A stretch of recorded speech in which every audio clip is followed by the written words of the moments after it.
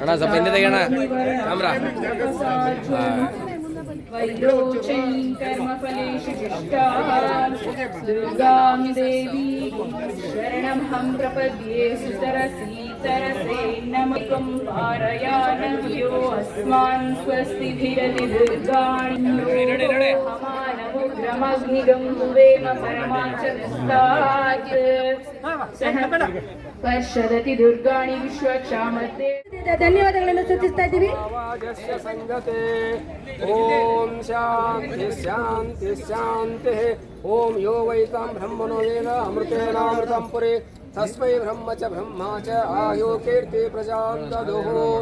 ಓಂ ಪೂರ್ಣಮದಃ ಪೂರ್ಣಮಿದಂ ಪೂರ್ಣಾತ್ ಪೂರ್ಣಮುದಚ್ಯತೆ ಪೂರ್ಣಶ್ಚ ಪೂರ್ಣಮಾದಾಯ ಪೂರ್ಣಮೇವಾವಶಿಷ್ಯತೆ. ಓಂ ಶಾಂತಿ ಶಾಂತಿ ಶಾಂತಿ. ದೀಪಂ ಕರೋತಿ ಕಲ್ಯಾಣಂ ಆರೋಗ್ಯಂ ಗುಣಸಂಪದಃ ಶತ್ರುಬುದ್ಧಿವಿನಾಶಾಯ ದೀಪರ್ಜ್ಯೋತಿರ್ನಮೋಸ್ತುತೆ ಆತ್ಮರ್ಜ್ಯೋತಿರ್ಪ್ರದೀಪ್ತಾಯ ಬ್ರಹ್ಮಜ್ಯೋತಿರ್ನಮೋಸ್ತುತೆ ಬ್ರಹ್ಮಜ್ಯೋತಿರ್ಪ್ರವನ್ನು ಬೆಳಗಿದ ಎಲ್ಲ ಸದ್ಗುರುಗಳಿಗೆ ಹಾಗೂ ಗಣ್ಯಾಧಿಗಣ್ಯರಿಗೆ ತುಂಬ ಹೃದಯದ ಧನ್ಯವಾದಗಳು. ಸೇವೆಗೈದು ಅಪ್ರತಿಮ ಶೌರ್ಯ ಮೆರೆದ ನಿಮಗೆ ಈ ರಾಷ್ಟ್ರೀಯ ಪ್ರಶಸ್ತಿಯನ್ನು ರಾಷ್ಟ್ರದ ಕೃತಜ್ಞತಾ ಪೂರ್ವಕವಾಗಿ ಅರ್ಪಿಸಲಾಗಿದೆ.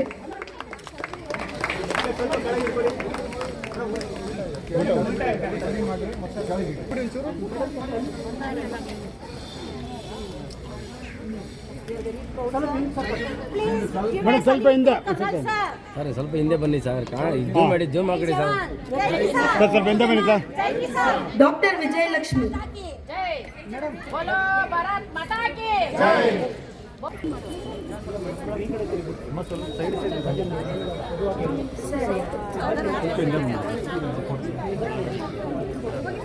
ಅಣ್ಣ ಹಿಂದೆ ಬರೋಣ, ಜೂಮ್ ಎಲ್ಲ ಬರ್ತಾ ಬರೋಣ ಎಲ್ಲರಿಗೂ.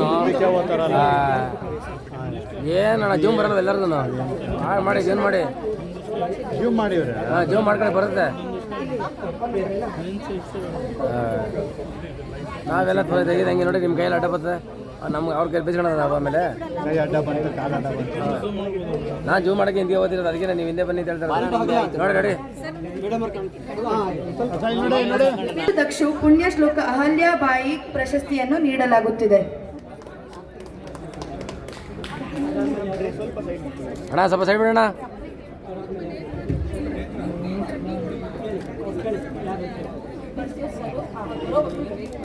ಎಲ್ಲರಿಗೂ ಇವತ್ತು ನಾವು 26 ಜುಲೈ ಕಾರ್ಗಿಲ್ ವಿಜಯೋತ್ಸವ ಆಚರಣೆ ಮಾಡ್ತೀವಿ. ಇದು ವಿಜಯ್ ದಿವಸ ಅಂಥೇಳಿ ನಾವು ಪೂರ್ತಿ ದೇಶದಲ್ಲಿ ಇದು ಕಾರ್ಗಿಲ್ ವಿಜಯ್ ದಿವಸವನ್ನು ನಾವು ಅಂದ್ಕೊಂಡಿದ್ದೀವಿ. ಇದು ಏನಂದರೆ ಈ ಪಾಕಿಸ್ತಾನ ಏನು ಮಾಡಿದರು, ದುಷ್ಟ ಪಾಕಿಸ್ತಾನ ಅಂತ ಹೇಳ್ಬೋದು. ಅವರು ನಮ್ಮ ಶ್ರೇಣಿಗಳನ್ನೆಲ್ಲ ಈ ಚಳಿಗಾಲದಲ್ಲಿ ಹೋಗಿ ಅಲ್ಲಿ ಆಕ್ಯುಪೈ ಮಾಡಿದರು. ಸುಮಾರು ಕಾರ್ಗಿಲ್ಲಿಂದ ಹಿಡಿದು ದ್ರಾಸು ಮತ್ತು ಟೊಲೋಲಿಂಗು, ಟೈಗರ್ ಹಿಲ್ಲು ಮತ್ತು ಮುಸ್ಕೋ ವ್ಯಾಲಿ, ಬಟಾಲಿಕ್ಕು ಆ ಪ್ರದೇಶಗಳಲ್ಲೆಲ್ಲ ಇವರು ವಶ ಮಾಡಿಕೊಂಡಿದ್ರು. ಇವೆಲ್ಲವೂ 15,000ದಿಂದ 18,000 ಅಡಿ ಎತ್ತರದಲ್ಲಿರುವಂಥ ಶ್ರೇಣಿಗಳು, ಪರ್ವತಗಳು. ಸೊ ಆಗ ನಮಗೆ ಅಲ್ಲಿ ಮೇ ತಿಂಗಳಲ್ಲಿ, ಮೊದಲನೇ ವಾರ ಮೇ ತಿಂಗಳಲ್ಲಿ ನಮಗೆ ಒಂದು ಮಾಹಿತಿ ಸಿಕ್ತು. 1999ನಲ್ಲಿ 1999ರಲ್ಲಿ ಮೇ ಫಸ್ಟ್ ವೀಕ್ನಲ್ಲಿ ನನಗೆ ಹಿಂಗೆ ಇಲ್ಲಿ ಏನೋ ಒಂದು ಆಕ್ರಮವಾಗಿ ಪಾಕಿಸ್ತಾನವರು ಮಾಡಿದ್ದಾರೆ ಅಂತೇಳಿ. ಆಗ ನಮ್ಮ ಒಂದು ಸಣ್ಣ ಪೆಟ್ರೋಲಿಂಗ್ ಪಾರ್ಟಿ ಹೋಯ್ತಲ್ಲಿ. ಅದು ಸೌರಭ್ ಕಾಲ್ಯ ಮತ್ತು ಇನ್ನೊಂದು 5 ಜನ. ಸೌರಭ್ ಕಾಲ್ಯ ಆಫೀಸರ್ ಆಗಿದ್ದರು, ಲೆಫ್ಟಿನೆಂಟ್ ಸೌರಭ್ ಕಾಲ್ಯ. ಅವರು ಆಗ ಪಾಕಿಸ್ತಾನ ಅವರು ಇವ್ರನ್ನೆಲ್ಲ ವಶ ಪಡ್ಕೊಂಡು ಅವರ ಕಣ್ಣುಗಳು ತೆಗೆದು, ಕೈ ಕಾಲು ತೆಗೆದು, ಬೆರಳುಗಳನ್ನು ತೆಗೆದು ಹೀನೆಯಾಗಿ ಅವ್ರನ್ನ ಕೊಲ್ಲಿ ಅವ್ರನ್ನ ಅಲ್ಲಿ ಬಿಟ್ಬಿಡ್ತಾರೆ. ಆಗ ನಮಗೆ ಗೊತ್ತಾದಾಗ then we waste the war. ಇದು 30,000 ಜನ ಸೈನಿಕರು ನಾವು ಡಿಪ್ಲಾಯ್ಮೆಂಟ್ ಆಗಿರ್ತೀವಿ ಇಲ್ಲಿ ಕಾರ್ಗಿಲ್ ಯುದ್ಧದಲ್ಲಿ. ಇದು ಸುಮಾರು 3 ತಿಂಗಳು ಸತತವಾಗಿ ಯುದ್ಧ ಆಗುತ್ತೆ. ಇಲ್ಲಿ ನಮಗೆ ಪ್ರಾಬ್ಲಮ್ ಏನಾಯ್ತಂದರೆ ಚಳಿಗಾಲ -15 ಡಿಗ್ರೀಸ್ ಟು -20 ಡಿಗ್ರೀಸ್ ಅಷ್ಟು ಶೀತ ಚಳಿ. ಮತ್ತು ನೀವು ಬೇಕಾದರೆ ಫೈರಿಂಗ್ ಮಾಡಬೇಕಂದ್ರೆ ಕೂಡ ಬರಳು ಟ್ರಿಗರ್ನಲ್ಲಿ ಹೋಗಲ್ಲ, ಬರಳು ಅಂಥ ಚಳಿ, ಅಂಥ ಯುದ್ಧವನ್ನು ನಾವು ಮಾಡಿ ಎಲ್ಲ ವಶ ಪಡ್ಕೊಂಡು ನಾವು ಎಲ್ಲ 3 ತಿಂಗಳಲ್ಲಿ ಕಂಪ್ಲೀಟ್ 160 ಕಿಲೋಮೀಟ್ರು ಉದ್ದದಷ್ಟು ಅವ್ರು ಏನು ವಶ ಪಡ್ಕೊಂಡಿದ್ರು ವಶ ಪಡ್ಕೊಂಡು ನಾವು ವಿಜಯವನ್ನು ಸಾಧಿಸಿದ್ದೀವಿ. ಇದು ನಮ್ಮ ಭಾರತೀಯ ಸೈನ್ಯದ ಶೌರ್ಯ, ತ್ಯಾಗ, ಸಾಹಸ ಮತ್ತು ದೇಶಭಕ್ತಿ ಅಂತ ನಾನು ಹೇಳಬೇಕಾಗ್ತದೆ. ನಿಜಕ್ಕೂ ನಮ್ಮ ದೇಶವನ್ನು ಅಚ್ಚುಕಟ್ಟಾಗಿ ನಮ್ಮ ದೇಶವನ್ನು ಅವರು ಗಟ್ಟಿಗೊಳಿಸಿಕೊಳ್ಳುತ್ತಿದ್ದಾರೆ.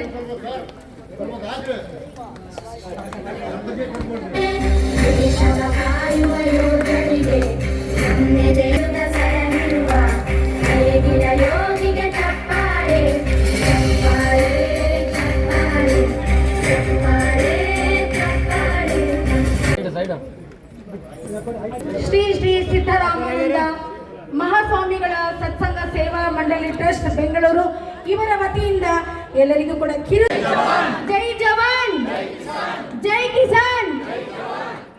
ಬರೀ ಮುಂದೆ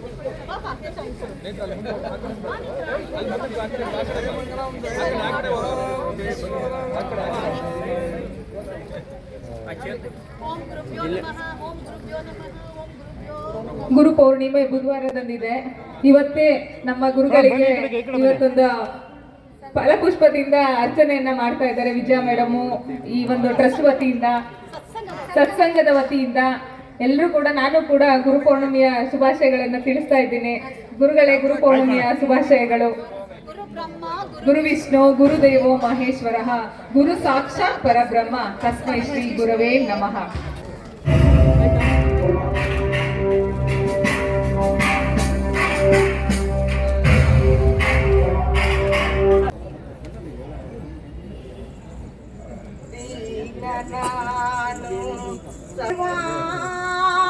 ರಕ್ಷಾ ಅನವರತ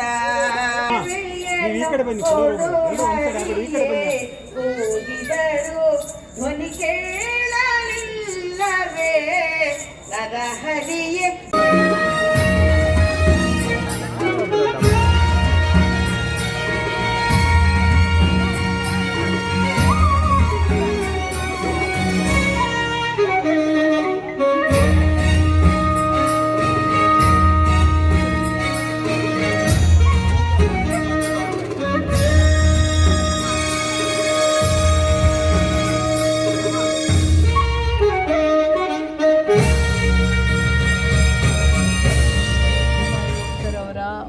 ಜನ್ಮದಿನೋತ್ಸವವನ್ನು ನಮ್ಮ ಕನಕ ಮಠದ ಹೆಣ್ಮಕ್ಳೆಲ್ಲರೂ ಸೇರಿ, ಮಹಿಳೆಯರು ಮತ್ತು ಎಲ್ಲ ಪುರುಷರು ಸೇರಿ ಇವತ್ತು 501 ಲಿಂಗವನ್ನು ಇಟ್ಟು ವೇದ ಉಪಚಾರ ಮಾಡಿ, ವೇದ ಮಂತ್ರವನ್ನು ಹೇಳಿ ಆ ಲಿಂಗ ಪೂಜೆ ಮಾಡಿ ನಮ್ಮ ತಿಂತನಿ ಮಠದ ಶ್ರೀ ಸಿದ್ದರಾಮಾನಂದಪುರಿ ಸ್ವಾಮೀಜಿಯವರು ದಿವಂಗತ ಅವರನ್ನು ನೆನೆಸ್ತಾ, ಯಾಕಂದರೆ ಅವರು ತುಂಬ ಅಹಲ್ಯಬಾಯಿ ಹೋಳ್ಕರ್ ಅವರನ್ನು ನಂಬ್ತಾ ಇದ್ದವರು.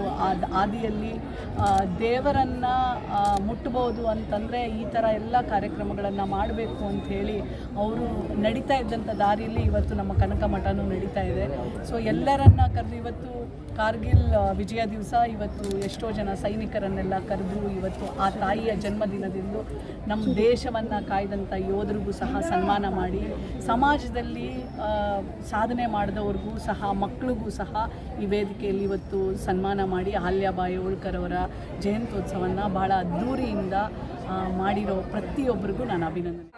ಶ್ರದ್ಧೆಯಿಂದ ನೆರವೇರಿಸಿದಂತಹ ಶ್ರೀಮತಿ ವಿಜಯಕುಮಾರಿ ಆರ್ ಗೌಡ ಅಧ್ಯಕ್ಷರು, ಶ್ರೀ ಸಿದ್ದರಾಮಾನಂದ ಮಹಾಸ್ವಾಮಿಗಳ ಸತ್ಸಂಗ ಸೇವಾ ಮಂಡಳಿ ಟ್ರಸ್ಟ್ ಬೆಂಗಳೂರು ಹಾಗೂ ಶ್ರೀಮತಿ ಸ್ವರೂಪ ರಾಣಿ ಮಹಾಸ್ವಾಮಿಗಳ ಸತ್ಸಂಗ ಸೇವಾ ಮಂಡಳಿ ಟ್ರಸ್ಟ್ ಅಧ್ಯಕ್ಷರು, ಅಹಲ್ಯಾಬಾಯಿ ಮಹಿಳಾ ಮತ್ತು ಮಕ್ಕಳ ಸಂಘ ಬೆಂಗಳೂರು, ಇವರು ಕೂಡ ಈ ಒಂದು ಕಾರ್ಯಕ್ರಮಕ್ಕೆ ಕೇಂದ್ರ ಬಿಂದು ಅಂತ ಹೇಳಿದ್ರೆ ತಪ್ಪಾಗಲಾರದು. ಎಲ್ಲ ಕೊಡ್ತಿದ್ದಾರೆ ಉಚಿತವಾಗಿ.